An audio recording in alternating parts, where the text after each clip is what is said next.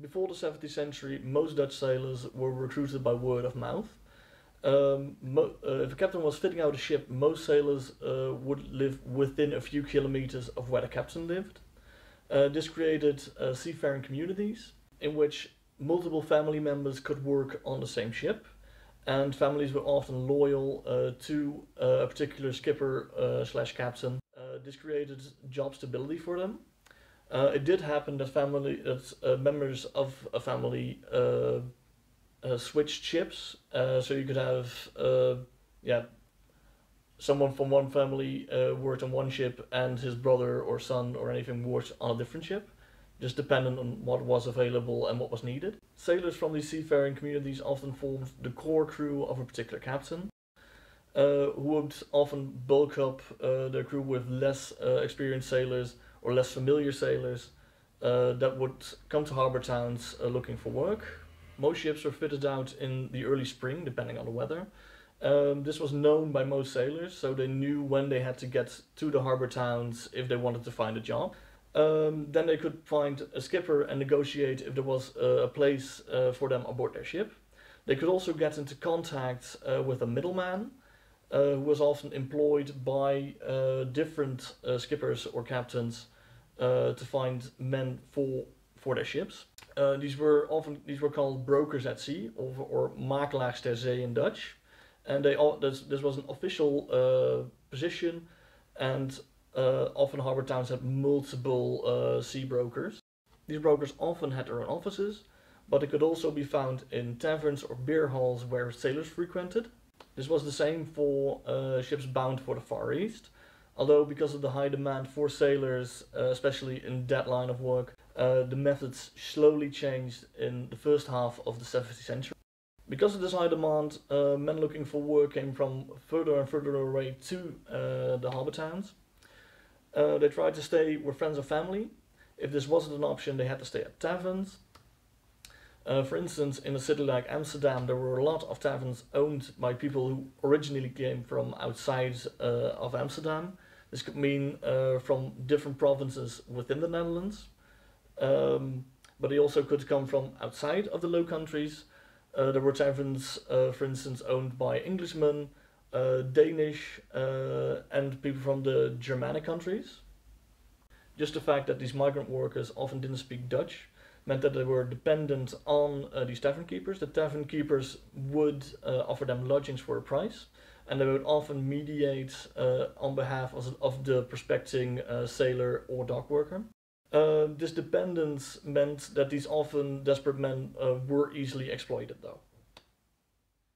Soul merchants, or zielenverkopers in Dutch. This is another recruitment method used in the 17th century. They often tricked or scammed potential sailors who were desperate for lodgings. Some would send out pairs of men that were well dressed. These were called kat en hond, or cat and dog in English. They would entice potential sailors with stories of the Far East and riches and good lodgings before bringing them to the soul merchants.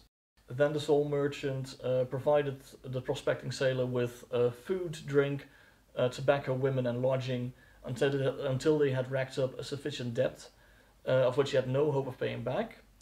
Then they would be forced to go under contract to work off the said debt.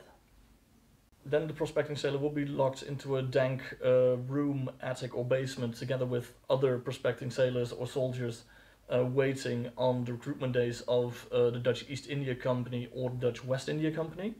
On the recruitment day, the officers of the East India and the West India Company would send out drummers through the streets to announce that the offices would be open for recruitment, at which point the soul merchant would bring their prospecting sailors and soldiers to the recruitment office. Due to the high demands, there were often crowds of hundreds to thousands of prospecting sailors and soldiers at these recruitment days. The soul merchants would encourage their men to fight through the crowds in the direction of the door of the recruitment office. When the doors of the recruitment office opened, the crowd scrambled to get inside. When the office had decided they had enough men inside, they closed the door, and the remaining crowd was dispersed by officers from the West India or East India Company who were armed with iron rods. If a sole merchant didn't manage to get their men recruited by either the East India Company or the West India Company, they would go to the Admiralty. And if they couldn't get them recruited there, they would try to get them recruited in the standing army, in the standing Dutch army. But if a sailor would get recruited by the East or West India Company, he would receive 2 months of pay in advance. This pay most of the time went directly to the sole merchant, but the sole merchant would provide the sailor with a sea chest and the things he would need for his life aboard the ship. After signing up, it was possible to format a transport letter.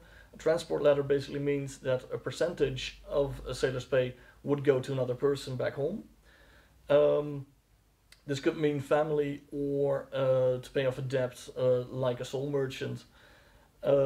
These transport letters could be redeemed only once a year at the office of either the West India or East India Company. And if the sailor died before the transport letter was redeemed, the holder of the letter would receive nothing. And all the investment that the sole merchant had put into the sailor would be lost.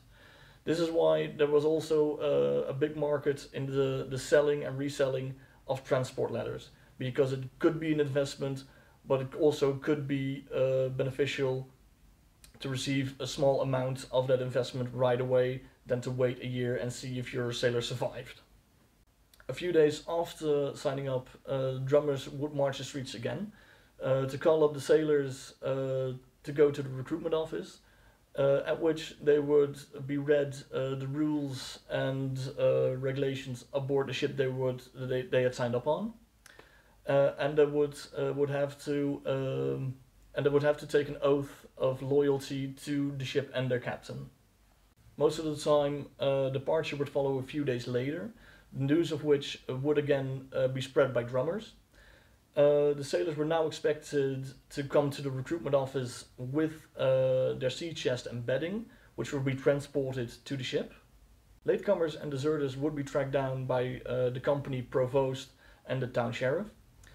When all the sailors were present, they would be escorted to the docks, at which they were all led on barges and brought to their ship.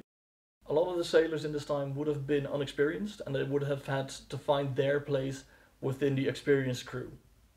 When returning back to the Netherlands, some sailors returned to their former sole merchant, because this gave them a little bit of job stability and a little bit of mediation to find a job. Sole merchants would also try to entice sailors coming back from the east. They would find good lodgings and good food until their money dried up. These sailors are often called gentlemen of 6 weeks, since 6 weeks was about the time that that often the money of the sailors ran out after they had spent it all living it up a bit. Many sole merchants were women. They often hired men or enlisted the help of family members to keep the future soldiers and sailors under their care in line. The conditions these people were kept in was often horrid, and it often happened that the future soldiers or sailors died while in the care of the sole merchant. But I have to state that not all sole merchants were bad people. Some just tried to deal with their own bad financial situation while trying to help other people who were desperate to find work so that they didn't have to resort to begging or crime. Nonetheless, this practice went on well into the 18th century. By the middle of the 18th century, the reputation of Dutch sole merchants had gotten so bad that it was known far outside of the Netherlands, and because of that, it slowly died out.